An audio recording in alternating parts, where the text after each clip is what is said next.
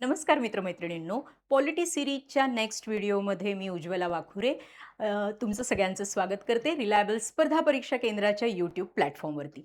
आज आपण बघणार आहोत की ज्या प्रश्नामध्ये आपल्याला सर्वाधिक कन्फ्युजन होतंय आणि तो प्रश्न म्हणजे राष्ट्रपतींची निवडणूक प्रक्रिया आणि राष्ट्रपतींची बडतर्फीची प्रक्रिया म्हणजे राष्ट्रपतींवर चालणारा महाभियोग. याबाबत आपल्याला हा संदर्भ अभ्यासायचा आहे की सातत्याने आपल्याला त्याच्यावरती प्रश्न विचारले जातात आणि आपण त्या बाबतीत कन्फ्यूज असतो आणि बऱ्याच वेळेस आपल्या प्रश्नपत्रिकेतले प्रश्न टॅकल करणं आपल्याला चॅलेंजिंग जातं. म्हणूनच तुमच्यासाठी मी घेऊन आली आहे राष्ट्रपतींचा महाभियोग प्रक्रिया आणि राष्ट्रपतींची निवडणूक प्रक्रिया याच्यामधला महत्त्वाचा फरक. चला तर बघूयात आपण राष्ट्रपतींची निवडणूक प्रक्रिया आणि महाभियोग प्रक्रियेतील बदल. त्याच्यामध्ये सगळ्यात पहिले राष्ट्रपतींची जी निवडणूक प्रक्रिया आहे मित्रांनो, ती आपण कोणत्या देशाकडून स्वीकारली आहे तर ती आयर्लंडच्या राज्यघटनेवरून. याचाच अर्थ आपण ती आयरिश राज्यघटनेवरून स्वीकारलेली आहे.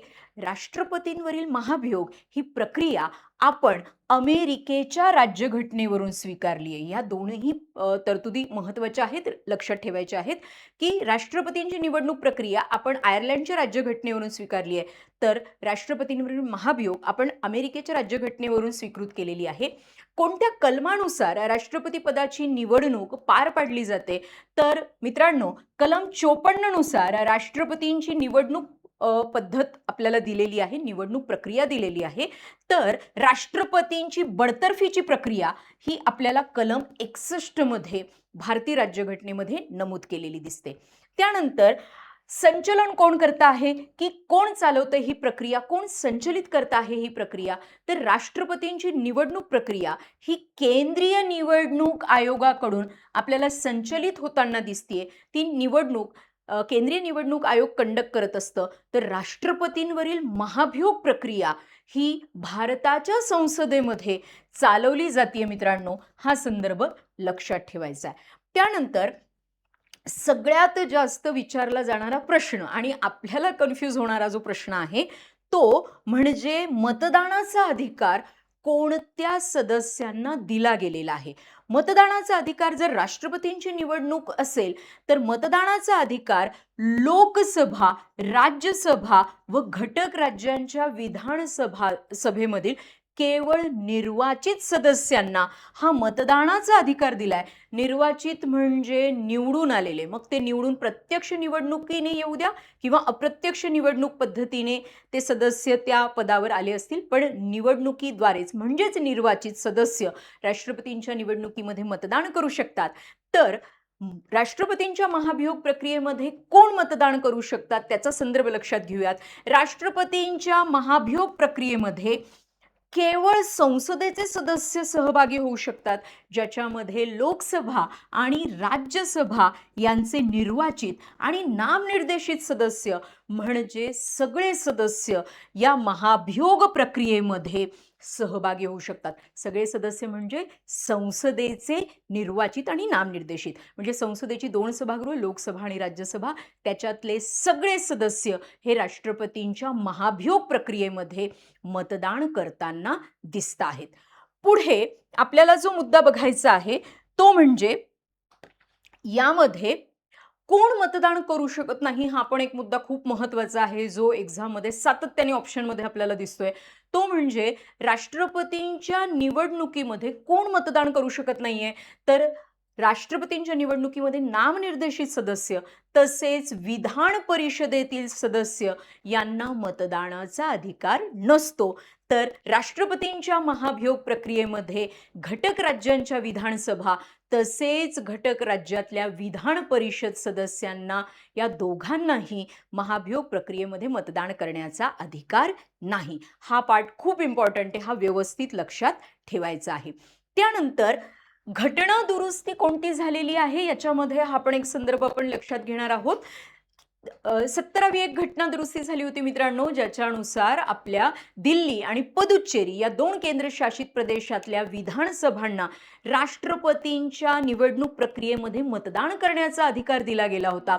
17व्या घटना दुरुस्ती 1992 आपल्याला हा मतदानाचा अधिकार दिल्ली आणि पुदुच्चेरी या केंद्रशासित प्रदेशासाठी दिलेला. याचा याचाच अर्थ आपल्याला 70वी घटना दुरुस्ती ही अतिशय महत्त्वाची आहे. मग राष्ट्रपतींच्या निवडणुकीमध्ये कोण-कोण सहभागी होतं हा मुद्दा एकदा परत व्यवस्थित लक्षात घ्या.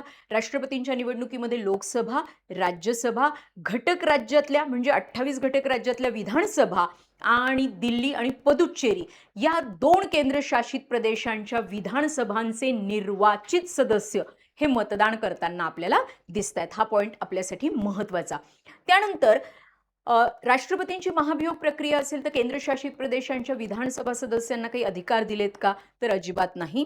केंद्रशासित प्रदेशातील विधानसभा सदस्यांना राष्ट्रपतींच्या महाभियोग प्रक्रियेमध्ये मतदानाचा अधिकार दिला गेलेला नाहीये. ही पण तरतूद आपल्या त्यानंतर आपल्याला राष्ट्रपतींची निवडणूक लढवण्यासाठी त्या उमेदवाराला किती सदस्यांचा पाठिंबा असणं, किती सदस्यांचं सूचक आणि अनुमोदन म्हणून संमती असणं आवश्यक आहे, तो भाग खूप वेळा विचारला जातो. तर आपल्याला एक गोष्ट लक्षात घ्यायची आहे की 50 सदस्यांनी सूचक म्हणून आणि 50 सदस्यांनी अनुमोदन दिलेल्या उमेदवाराला म्हणजेच एकूण 100 खासदारांचा पाठिंबा असलेल्या उमेदवाराला राष्ट्रपतीच्या निवडणूक प्रक्रियेमध्ये अर्ज दाखल करता येऊ शकतो. म्हणजे उमेदवार म्हणून ते अर्ज दाखल करू शकतात.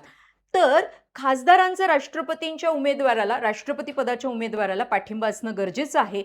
महाभियोग प्रक्रिया कशी सुरू होती आहे, त्याची सुरुवात कशी होती आहे, तर ज्यावेळेस संसदेच्या एका सभागृहामध्ये ज्यावेळेस 1/4 सदस्यांनी म्हणजे 25% सदस्यांनी स्वाक्षरी असलेली लेखी नोटीस जर 14 दिवस आधी दिली तर ही महाभियोगाची प्रक्रिया सुरू केली जाऊ शकते.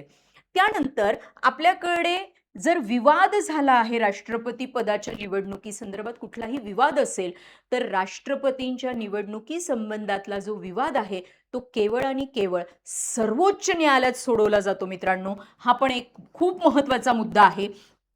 हा आपल्याला एक्झाम ओरिएंटेड लक्षात ठेवायचा आहे. आणि राष्ट्रपतींवरील महाभियोग प्रक्रियेमध्ये जर आपण आपला संदर्भ लक्षात घेतला तर राष्ट्रपतींना कुठल्या कारणामुळे पदावरून बडतर्फ केलं जाऊ शकतं, तर घटनाभंग या एकाच कारणासाठी संसद राष्ट्रपतींवर महाभियोग चालवू शकते. याचा अर्थ भारताच्या राष्ट्रपतींनी केलेलं गैरवर्तन म्हणजेच घटनाभंग जर त्यांनी केला असेल तर राष्ट्रपतींवर संसदेकडून महाभियोग चालवला जातो. तर ही पण एक आपल्याला सगळ्यात महत्त्वपूर्ण बाब आहे जी लक्षात ठेवणं गरजेचं आहे. आता याच्यामध्ये अजून एक जो राष्ट्रपतींच्या निवडणूक प्रक्रियेच्या संदर्भात मी तुम्हाला सांगते की राष्ट्रपतींशी संबंधित कुठलाही निवडणूक विवाद असेल केवळ सर्वोच्च न्यायालयामध्ये सोडवला जातो.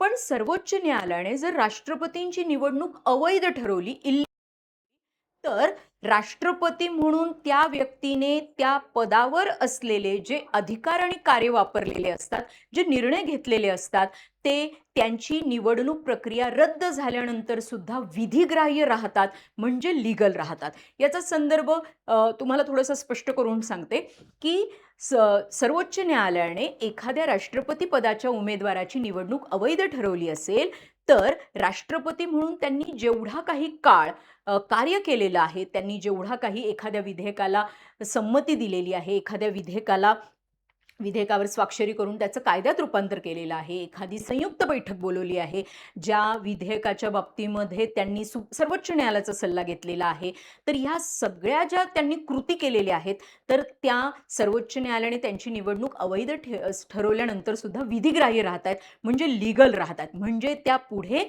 कॅरी फॉरवर्ड होत आहेत, कंटिन्यू राहत आहेत, त्या पुढे कायमस्वरूपी आपल्याला राहताना दिसतात, त्या रद्द होत नाहीये, भलेही त्यांची निवडणूक प्रक्रिया रद्द झाली असेल तरीही.